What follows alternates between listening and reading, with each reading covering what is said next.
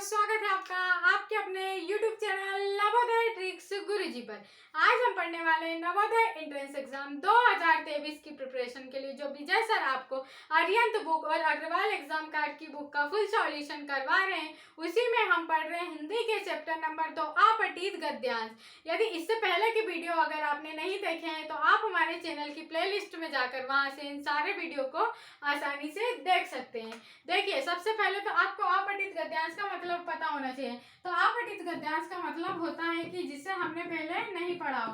क्या होता है? जिसे पढ़ा ना हो। इसमें आपको एक गद्यांश दिया रहता है और इस गद्यांश को आपको ध्यानपूर्वक पढ़ना होता है और गद्यांश को पढ़कर आपको प्रश्नों के उत्तर देने होते हैं। तो चलिए, सबसे पहले हम इस गद्यांश को पढ़ लेते हैं, फिर हम इनके प्रश्नों के उत्तर देंगे। तो यहाँ पर देखिए, आपको दिया गया है कि चबाने वाली गोंद च्युइंगम की खोज मेक्सिको के जंगल में मायन लोगों ने 1000 वर्ष पूर्व की थी। जो चबाने वाली चिगम होती है, हम कह सकते हैं जैसे बबल्स वगैरह होती है, उसकी जो खोज है वो किसने की थी? जो मेक्सिको के जंगल में मायन जनजाति रहती है ना, उन्होंने 1000 वर्ष पूर्व की थी। मतलब कि जो चिगम की खोज है ये काफी पहले ही हो चुकी थी। उन्होंने पाया कि एक सेपोडिला के पेड़ से कोई तरल पदार्थ बह रहा है। जब वह बाहर निकल आता है तो कैसा हो जाता है?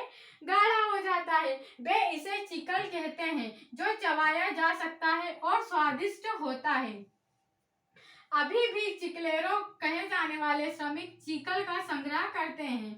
अभी भी ये लोग जो होते हैं, इनको क्या कहा जाता है? जो चिकल इकट्ठा करते हैं उन्हें चिकलेरो कहा जाता है। और आज भी ये इकट्ठा करते हैं, चिकल का संग्रह करते हैं। चिकल को उसका पानी हटाने के लिए उबाला जाता है। इसके बाद इसके बड़े बड़े टुकड़े प्रत्येक लगभग 30 पौंड या 40 किलोग्राम के बनाए जाते हैं। इन टुकड़ों को गोंद की फैक्ट्री में भेज दिया जाता है। जो ये टुकड़े होते हैं इन्हें कहाँ भेज दिया जाता है? तो गोंद की फैक्ट्री में भेज दिया जाता है। वहाँ इससे मीठा, नरम, सुगंधित और रंगीन बनाया जाता है। इसके लिए उसमें कई प्रकार के मिश्रण या पदार्थ मिलाए जाते हैं जिससे कि ये स्वादिष्ट होते हो और इनकी पैकिंग वहां पर की जाती है। चलिए, अब इस गद्यांश को हमने ध्यान से पढ़ लिया। अब क्या करेंगे? हम इनके प्रश्नों के उत्तर देंगे। अगर आपने इस गद्यांश को ध्यानपूर्वक पढ़ा होगा तो आपको इन प्रश्नों उत्तर को देने में कोई भी कठिनाई नहीं होगी। और इस गद्यांश को आपको एग्जाम में एक बार ध्यान से पढ़ना है, ताकि आपको बार बार इसमें पढ़ने में समय बिल्कुल भी खराब ना हो और आपके ज्यादा से ज्यादा क्वेश्चन अटेंड हो सके। तो यहाँ पर देखिए, आपसे जो फर्स्ट क्वेश्चन पूछा गया, क्या बोला गया है इसमें? खालिस्तान ने चबाने वाली गोंद की खोज की। किन लोगों ने चबाने वाली गोंद की खोज की? इसमें आपसे फर्स्ट क्वेश्चन पूछा गया। तो इसमें आपको ऑप्शन नंबर ए दिया गया मायन, ऑप्शन नंबर बी दिया गया है सेपोडिला, ऑप्शन नंबर सी दिया गया है चिकलेरो और ऑप्शन नंबर डी दिया गया है आपको गोंद की फैक्ट्री। तो किन लोगों ने चबाने वाली गोंद की खोज की, यहाँ पर आपसे पूछा गया है। तो जो यहाँ पर आप देख सकते हैं कि यहाँ गद्यांश में बताया गया है कि मेक्सिको के जंगल में जो मायन लोग या मायन जनजाति होती है, उन्होंने 1000 वर्ष पूर्व किसकी खोज की? च्युइंगम की खोज की। तो जो मायन जनजाति होती है, इसी ने च्युइंगम की खोज की। तो ऑप्शन नंबर जो ए होगा, ये क्या होगा? आपका राइट आंसर होगा। अब देखिए, आपसे अगला क्वेश्चन क्या बोला गया है? इसमें पूछा गया आपको कि खालिस्तान वे श्रमिक होते हैं जो चिकल या एकत्र करते हैं। खालिस्तान वे श्रमिक होते हैं जो चिकल एकत्रित करते हैं। जो लोग चिकल को एकत्रित करते हैं, उन श्रमिकों को क्या कहा जाता है? आपसे इसमें ये पूछा गया। ऑप्शन नंबर ए दिया गया आपको सेपोडिला, ऑप्शन नंबर बी दिया गया मायन, ऑप्शन नंबर सी दिया गया आपको चिकलोरो और ऑप्शन नंबर जो डी दिया गया है गमर दिया गया है।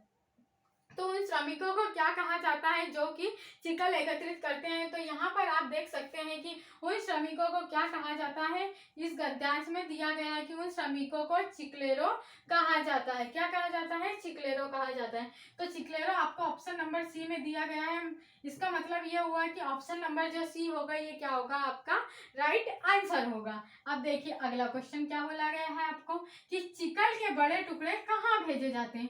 जो चिकल होता है सेपोडिला के पेड़ से निकाला जाता है, उनको चिकल कहाँ भेजे जाते हैं, जिससे कि बाहर सुगंधित, मीठा और क्या हो सके, उनकी पैकिंग हो सके। तो आपको इसमें ऑप्शन नंबर ए दिया गया है पुनर्चक्रण केंद्रों में भेजा जाता है। ऑप्शन नंबर बी दिया गया है कि गोंद की फैक्ट्रियों में भेजा जाता है। ऑप्शन नंबर सी दिया गया है मेक्सिको के जंगलों में भेजा जाता है।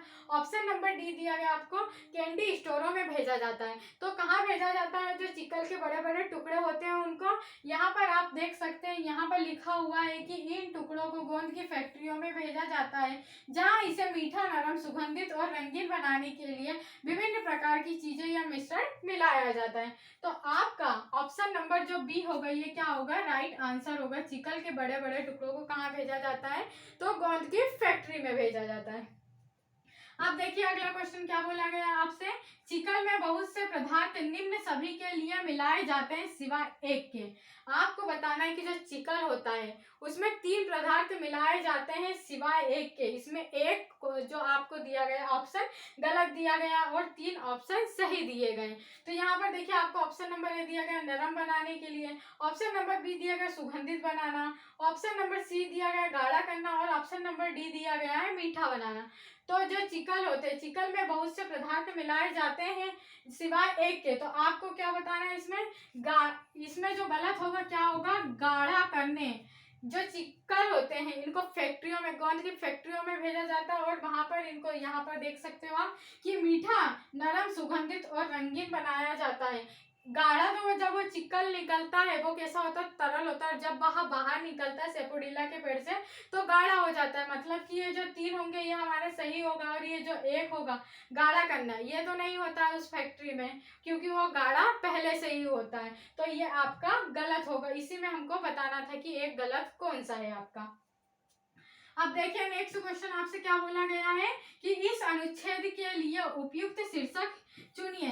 इस जो ये आपको आपतित गद्यांश दिया हुआ है इसका मुख्य शीर्षक क्या है।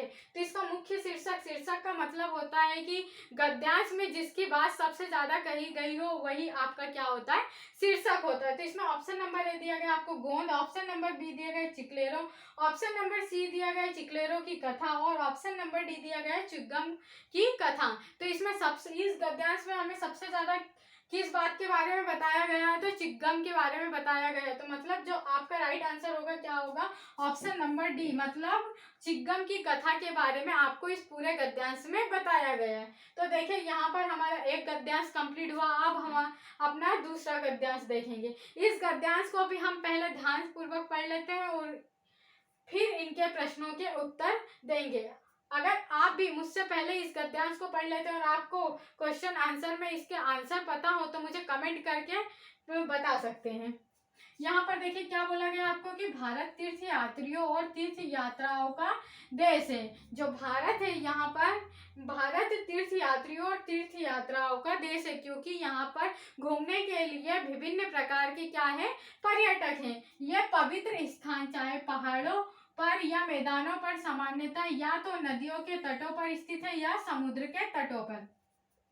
जो ये पवित्र स्थान है जैसे मंदिर वगैरह या विभिन्न प्रकार के पर्यटक स्थान घूमने के जो होते हैं वह तो नदियों के तट पर है या पहाड़ों पर, मैदानों पर, या तो फिर वह समुद्र के तटों पर स्थित है। आगे देखिए क्या बोला गया आपको, इन तीर्थ स्थलों पर जाने वाले केवल धार्मिक लोग ही नहीं होते वरन सारे भारत से और विदेशों से पर्यटक और सैर सपाटे वाले लोग भी यहाँ पर आते हैं। ऐसा कोई जरूरी नहीं होता कि जहाँ पवित्र स्थान हो वहाँ केवल जो धार्मिक लोग रहते हैं वही जाते हैं। यहाँ पर कौन कौन लोग आ सकते हैं, जैसे कि विदेशों से पर्यटक आते हैं घूमने के लिए या सैर सपाटे करने वाले लोग भी यहाँ का क्या करते हैं, जाते हैं। जहाँ कहीं 2 या 2 से अधिक नदियाँ मिलती हैं तीर्थ यात्री वहाँ स्नान और पूजा करते हैं, क्योंकि माना जाता है कि वह स्थान पवित्र होता है। ऐसा ही एक स्थान हरिद्वार है जो गंगा नदी के तट पर है। देखिए यहाँ पर क्या बोला गया है कि जहाँ 2 या 2 से अधिक नदियां मिलती है अधिकतर वहां पर क्या होता है, तीर्थ स्थान होता है और वहां पर लोग स्नान और पूजा करते हैं, क्योंकि यह स्थान पवित्र माना जाता है। इसी प्रकार से एक स्थान उन्होंने क्या बताया, हरिद्वार बताया। यहाँ पर 2 नदियों का संगम होता है, जो जैसे भागीरथी और अलकनंदा यहाँ पर मिलती है, इसीलिए जो ये स्थान होता है बहुत ही पवित्र माना जाता है। यहाँ पर गंगा नदी के तट पर स्थित है। जो हरिद्वार है वो किस नदी के तट पर स्थित है? तो गंगा नदी के तट पर स्थित है। इस गद्यांश को भी हमने ध्यान से पढ़ लिया। अब हम इनके क्या देखेंगे? प्रश्नों के उत्तर देखेंगे। यहाँ पर देखिए आपको जो फर्स्ट क्वेश्चन बोला गया है, क्या बोला गया है कि पवित्र स्थानों पर जाने वाले लोग होते हैं धार्मिक सैर सपाटे करने वाले, और क्या? आपसे यूं पूछा गया है कि जो पवित्र स्थान होते हैं उन पर कौन कौन लोग जाते हैं? तो धार्मिक सैर सपाटे करने वाले, और कौन जाते हैं? तो आपको ऑप्शन नंबर ए दिया गया पर्यटक जाते हैं, ऑप्शन नंबर बी दिया गया बच्चे जाते हैं, ऑप्शन नंबर सी दिया गया व्यापारी, और ऑप्शन नंबर जो डी दिया गया आपको दिया गया है समुद्री यात्री। तो पवित्र स्थानों पर जो लोग होते हैं वह धार्मिक सैर सपाटा करने वाले, और कौन होते हैं? तो पर्यटक होते हैं। ऑप्शन नंबर जो बी होगा ये क्या होगा? आपका राइट आंसर होगा। पर्यटक, धार्मिक लोग, और कौन कौन जाते हैं? सैर सपाटे करने वाले लोग जाते हैं, और विदेशों से भी लोग पर्यटक के लिए भारत आते हैं। अब देखिए आपसे नेक्स्ट क्वेश्चन क्या बोला गया है कि निम्नलिखित में से कौन सा शब्द सामान्यता का पर्यायवाची है? आपको इसमें सामान्यता का क्या बताना है? पर्यायवाची शब्द बताना है। आपको सामान्यता का पर्यायवाची बताना है, तो इसमें आपको ऑप्शन नंबर ए दिया गया आमतौर पर, ऑप्शन नंबर बी दिया गया सार्वजनिक रूप से, ऑप्शन नंबर सी दिया गया है कभी कभी, और ऑप्शन नंबर जो डी दिया गया आपको दिया गया है परिणाम स्वरूप। तो सामान्यता का मतलब क्या होता है? आमतौर पर होता है। तो सामान्यता का जो पर्यायवाची होगा वहां क्या होगा? आमतौर पर। ऑप्शन नंबर जो ए है ये क्या होगा? आपका राइट आंसर होगा। अब देखिए आपसे अगला क्वेश्चन क्या पूछा गया है कि उस स्थान को पवित्र माना जाता है जहां दो या दो से अधिक नदियां बहती हैं। इस कथन में शब्द पवित्र का विलोम क्या होगा? आपसे इसमें पवित्र शब्द का विलोम पूछा गया है, तो पवित्र शब्द का विलोम क्या होता है? अपवित्र होता है। पवित्र का मतलब अच्छा, और अपवित्र का मतलब क्या होता है? खराब होता है। इसी प्रकार से पवित्र का विलोम बोला गया है, तो आपको जो ऑप्शन नंबर सी होगा ये क्या होगा? राइट आंसर होगा। अपवन होगा इसका राइट। पावन का मतलब भी शुद्ध होता है, और अपवन का मतलब क्या होता है? अशुद्ध होता है। इसी प्रकार से आपसे पूछा गया है कि पवित्र का विलोम क्या होगा, तो पवित्र का विलोम क्या होगा? अपवन होगा। ऑप्शन नंबर जो सी होगा ये क्या होगा? आपका राइट आंसर होगा। अब देखिए आपसे अगला क्वेश्चन बोला गया है कि लोग गंगा नदी में स्नान और पूजा करने के लिए आते हैं क्योंकि इसका जल, गंगा नदी में लोग पूजा और स्नान करने के लिए आते हैं क्योंकि इसका जल क्या होता है? पवित्र होता है। आपको पता होना चाहिए जो ऑप्शन नंबर ए होगा ये क्या होगा? राइट आंसर होगा। गंगा नदी में लोग स्नान करते हैं और पूजा पाठ करते हैं इसके किनारे पर। अब देखिए नेक्स्ट क्वेश्चन आपसे बोला गया है कि लोग तीर्थ यात्रा पर जाते हैं क्योंकि वे खाली स्थान होते हैं। लोग तीर्थ यात्रा पर जाते हैं क्योंकि वे क्या होते हैं? इसमें दिया गया आपको ऑप्शन नंबर है उत्सुक होते हैं, ऑप्शन नंबर बी दिया गया है धार्मिक होते हैं, ऑप्शन नंबर जो सी दिया गया आपको दिया गया है खोजी, ऑप्शन नंबर डी दिया गया है आपको वृद्ध होते हैं। तो जो लोग तीर्थ यात्रा पर जाते हैं उन्हें क्या कहा जाता है? धार्मिक कहा जाता है। यही आपसे पूछा गया था कि लोग तीर्थ यात्रा पर जाते हैं क्योंकि वे धार्मिक होते हैं। जो ऑप्शन नंबर बी होगा ये क्या होगा? आपका राइट आंसर होगा।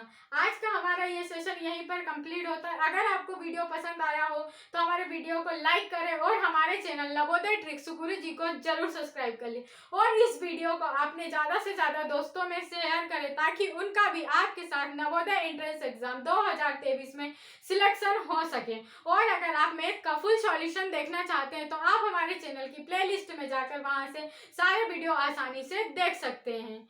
तो चलिए आज का वीडियो यहीं पर समाप्त होता है। मिलते हैं हमारे नेक्स्ट वीडियो में, तब तक के लिए थैंक यू बच्चों।